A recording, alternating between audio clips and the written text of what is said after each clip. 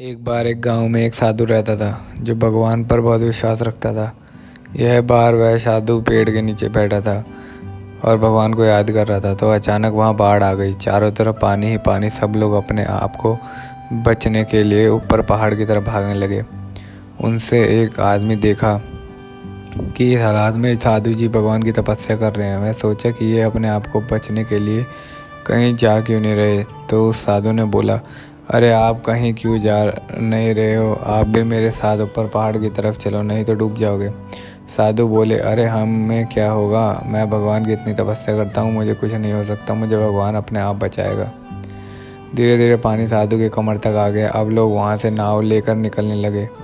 तो उनमें से एक ने साधु से कहा, अरे पानी आपके कमर तक आ गया, आप हमारे साथ चलो। तो साधु ने कहा कि नहीं नहीं, भगवान मुझे अपने आप बचाएगा। और वह नाव वाला भी वहाँ से निकल गया। कुछ देर बाद पानी इतना बढ़ गया कि साधु के सर तक पहुँच गया और अब लोगों को बचने के लिए हेलीकॉप्टर निकालने लगे।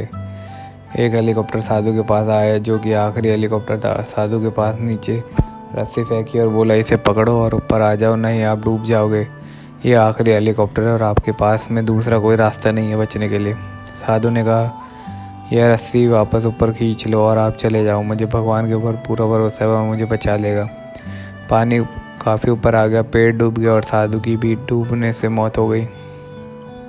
मरने के बाद साधु भगवान के पास गया और बोला, हे भगवान, मैंने पूरी ज़िंदगी आपकी तपस्या की, मेरा सारा जीवन आपकी आराधना करने में लगा दिया, फिर भी इतने भरोसे के साथ इंतज़ार किया कि तुम मुझे बचाने आओगे, लेकिन वहाँ मेरी डूब कर मौत हो गई और तुम आए, ऐसा क्यों नहीं।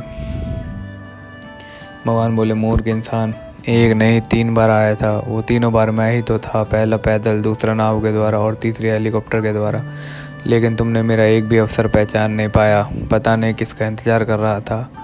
इस तरह से ज़िंदगी हमें ऊपर वाला बहुत से मौके देता रहता है, लेकिन हम सब उस मौके को ठुकरा पाता नहीं, किस चीज़ का इंतज़ार कर रहे होते हैं कि वो होगा तभी मैं करूँगा, और इस बात पर अड़े रहने से एक वक्त के बाद वो मौका हाथ से निकल जाता है और हम कुछ नहीं कर पाते। तो किसी भी अच्छे समय का इंतज़ार मत करो, जो भी करना है आज और अभी से ही शुरू कर दो, ऐसा ही।